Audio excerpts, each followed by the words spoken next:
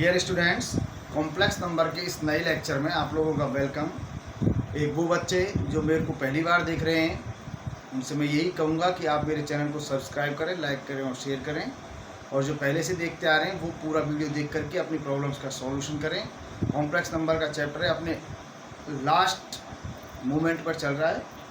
अब आपको जो मैं नई चीज़ सिखाने जा रहा हूँ वो है आपकी पोलर और trigonometric form of a complex number.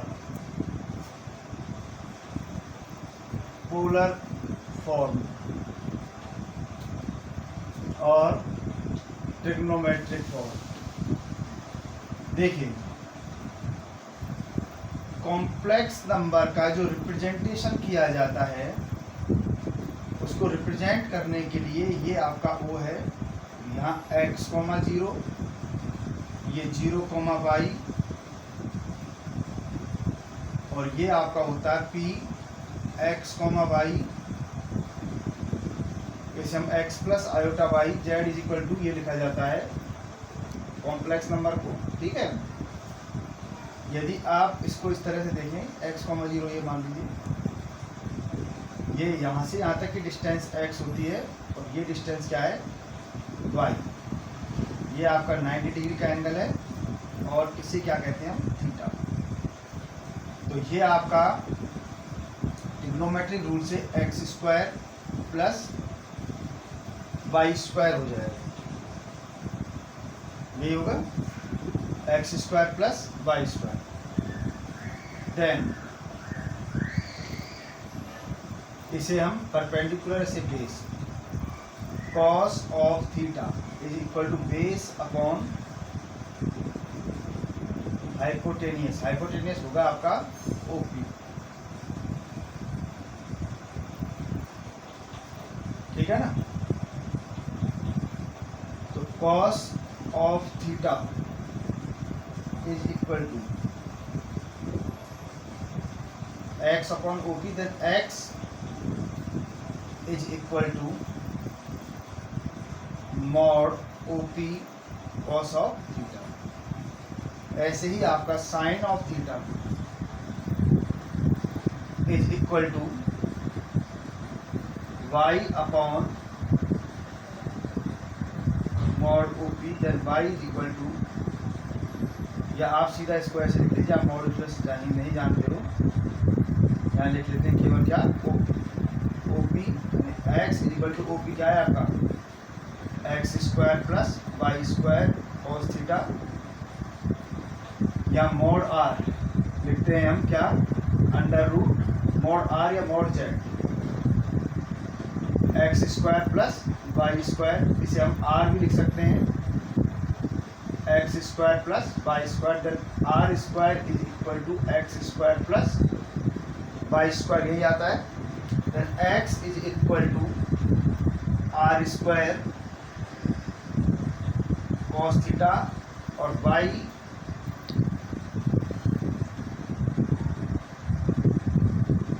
Is equal to r square sine theta. ठीक है ना। तो आपका कॉम्प्लेक्स नंबर था z is equal to x plus iota Y.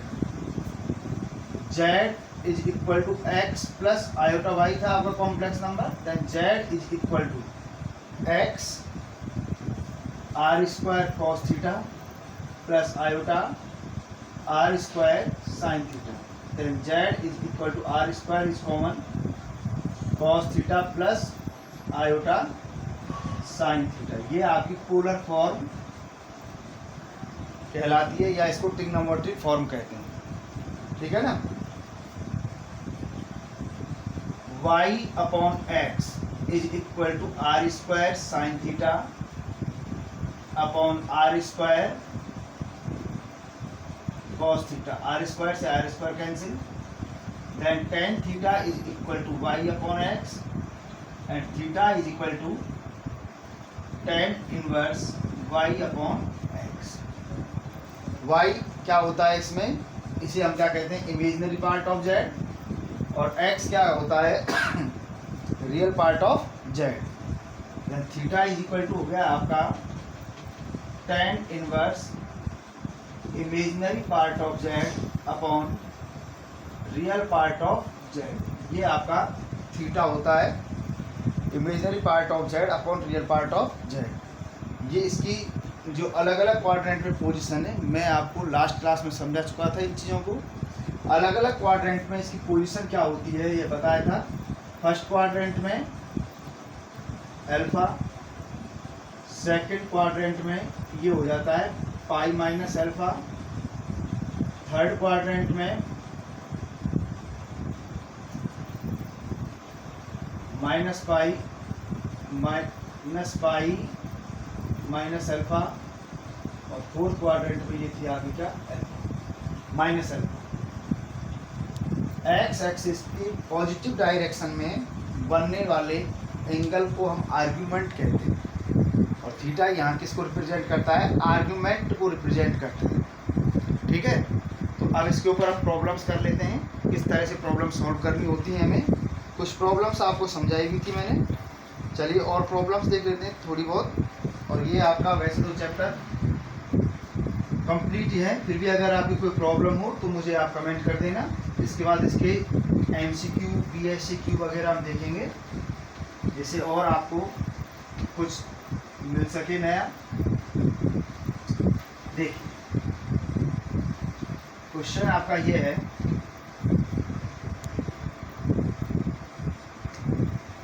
Express the following complex number in the polar form 1 plus iota upon 1 minus iota. इसे आपको polar form में convert करना है। देखिए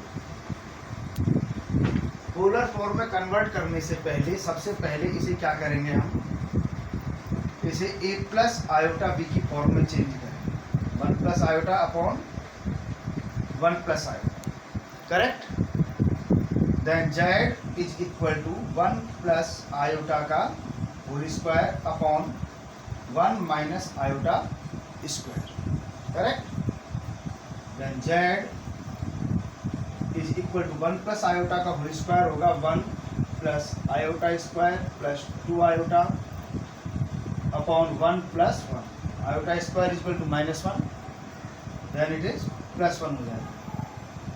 1 minus 1 plus 2 iota upon 2, then z is equal to 2 iota upon 2। z equal to क्या आ गया यहाँ आयोटा, और इसे हम लिखेंगे क्या, z is equal to 0 plus iota. ये आ गया आपका 0 प्लस आयोटा। अब इसे पोलर फॉर्म में चेंज करना है। पोलर फॉर्म क्या होता है आपका, z is equal to r square cos theta plus iota sign.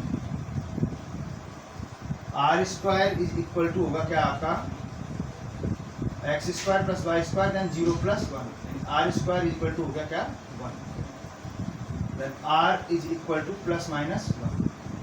लेकिन r क्या होता है आपका मैग्नीट्यूड होता है, इसलिए क्या लेंगे इसको +1 ही लेंगे। ये पॉजिटिव में होगा। Theta is equal to tan inverse y upon x। ये आपका 0 है और 1 है, 0 और 1 दोनों के दोनों क्या हैं, ग्रेटर देन। या कौन सा क्वाड्रेंट है, फर्स्ट क्वाड्रेंट। फर्स्ट क्वाड्रेंट में क्या होता है, ये पॉजिटिव ही होता है, दोनों पॉजिटिव है, तो क्या आएगा अल्फा आएगा। Theta is equal to tan inverse y, theta is equal to tan inverse 1/0। ये क्या होता है 5/2, और फर्स्ट क्वाड्रेंट में इसी क्वेश्चन यही आएगी। थीटा इक्वल टू कितना आ गया 5/2। Then z is equal to r square cos 5/2 plus iota sine 5/2। ये होता है इसका polar form. r square is equal to कितना आ गया 1 आ गया 1। Then z is equal to cos 5/2 plus iota sine 5/2। ठीक है, और देखते हैं इसकी कुछ प्रॉब्लम्स और नहीं।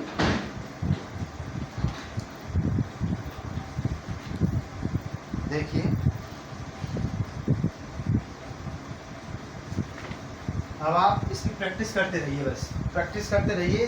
कॉम्प्लेक्स नंबर में जितनी प्रॉब्लम सॉल्व कर सकते हो उतनी प्रॉब्लम सॉल्व करनी है।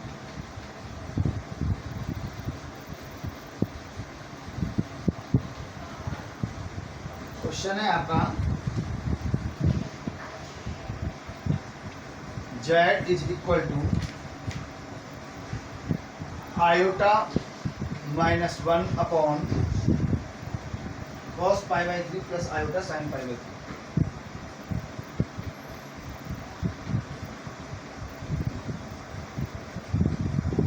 cos pi by 3 plus iota sine pi by 3। z is equal to iota minus 1 upon cos pi by 3। Pi by 3 का मतलब कितना हो गया 60 डिग्री, और cos 60 की वैल्यू क्या होती है, cos 60 equal to 1/2। cos pi by 3 यानी cos 60 इसकी value 1/2 and sine pi by 3 sine 60 की वैल्यू √3 अपॉन, यहाँ इसे लिखिए 1/2 प्लस आयोटा √3/2। अब इसे हम a प्लस आयोटा b की फॉर्म में कन्वर्ट करेंगे। तो a प्लस आयोटा b की फॉर्म में कन्वर्ट करने के लिए कॉन्जुगेट लेते हैं इसका, iota minus 1 upon 1/2 plus iota √3/2 into 1/2 minus iota √3/2 upon 1/2 minus iota √3 upon, multiply हो जाएगा ऊपर iota minus 1 into 1/2 minus iota √3/2, और यहाँ होगा आपका 1/2 का होल स्क्वायर माइनस आयोटा √3/2 का होल स्क्वायर। ठीक है, तो z is equal to 1/2 iota minus iota square √3/2, iota into iota iota square minus 1/2 plus iota √3/1 से मल्टीप्लाई करने पर आ गए 1/2 का whole square 1/4 minus iota square 3/4। तो z इज इक्वल टू आ गया आपका iota upon 2, iota square equal to -1 minus minus क्या हो गया प्लस √3/2 माइनस 1/2 प्लस आयोटा √3/2। ठीक है, upon 1/4 iota square equal to -1, और माइनस माइनस क्या हो जाएगा प्लस 3/4। तो ये क्या हो गया आपका z is equal to √3/2 minus 1/2 एक साथ लिखते हैं। ठीक है, प्लस आयोटा कॉमन, ये 1/2 प्लस √3/2 एक साथ लिखते हैं, और 1/4 और 3/4 मिलकर के क्या हो गया 1 हो गया। तो z is equal to 2 is LCM √3 minus 1 plus iota √3 plus 1 upon, ये इसका a प्लस आयोटा b का फॉर्म आ गया। क्लियर, ये हमने a प्लस आयोटा b की फॉर्म में चेंज कर दिया। अब r is equal to √, r square चाहिए आपको, तो r चाहिए ही नहीं है, तो r square is equal to क्या होता है x square plus y square, if z is equal to x plus iota y, if z is equal to x plus iota. ठीक है ना, आ रहा है समझ में यहाँ से। तो x is real part of z और y is imaginary part of z, correct. Then r square is equal to √3 minus 1/2 का होल स्क्वायर प्लस √3 प्लस 1/2 का whole square. Then r square is equal to √3 minus 1/2 का whole square upon 4 plus √3 plus 1 का whole square upon 2। इधर आपको समझ में आ रहा होगा, जैसे इरेज करता हूँ मैं इसे। एंड देन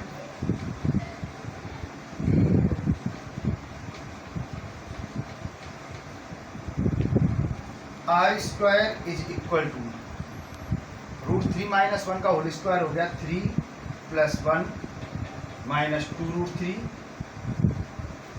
और ये आपका 3 + 1 + 2 √3। 4 इज LCM, 4 - 2 √3 + 4 + 2 √3, 2 √3 से 2 √3 गया। फिर r square is equal to 4 और 4 8/4, r square is equal to आ गया r इज इक्वल टू ±√2 आएगा, r नहीं निकालना, ये निकालना। अब angles theta is equal to tan inverse y/x, y is √3 + 1/2, और अपॉन करेंगे तो हो जाएगा 2/√3 - 1, 2 से 2 गया, ये आ गया tan इनवर्स √3 + 1/√3 - 1। अब ये किसकी वैल्यू होती है tan में, देखो इसको अपन निकाल लेते हैं। वैसे आपको ये वैल्यूज लर्न रखनी है इस तरह से, क्योंकि ये ट्रिग्नोमेट्री आपको पढ़ाया नहीं गया है। ट्रिग्नोमेट्री जब पढ़ लोगे तो आप सीख जाओगे। देखिए इधर से आपका क्लियर है सारा, इसे हम इरेज करते हैं। ये इरेज कर दिया यहाँ से।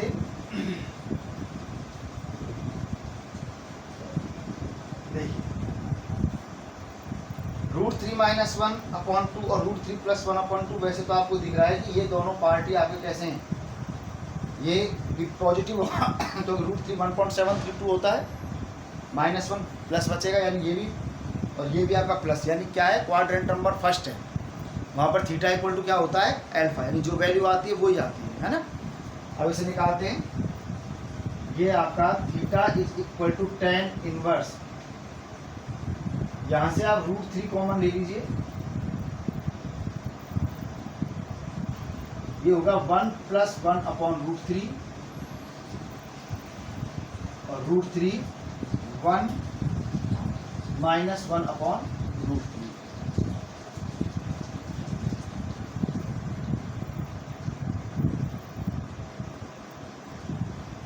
चाहे आप रहने दो, कॉमन होमन कुछ मत लीजिए, तो ऐसे कर लो, क्योंकि ये फॉर्मूले ट्रिग्नोमेट्री के साथ ही आपको आएंगे।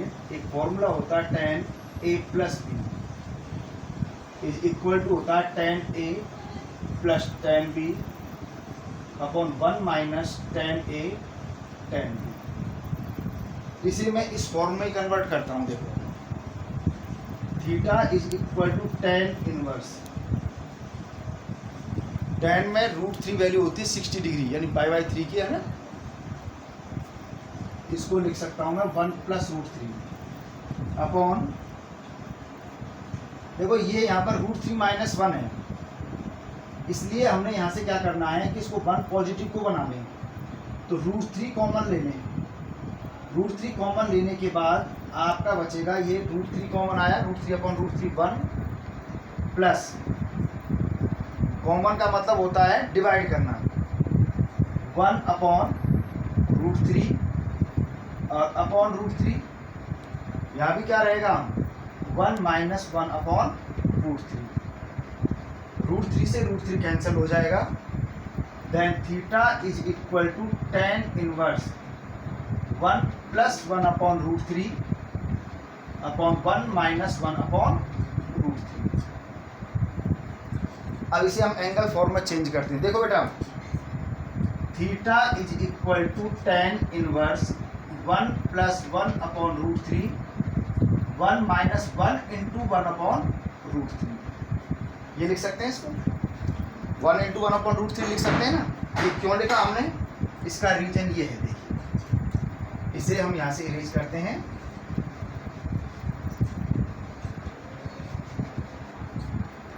Theta is equal to tan inverse, 1 value कितनी की होती है 45, एंड tan π/4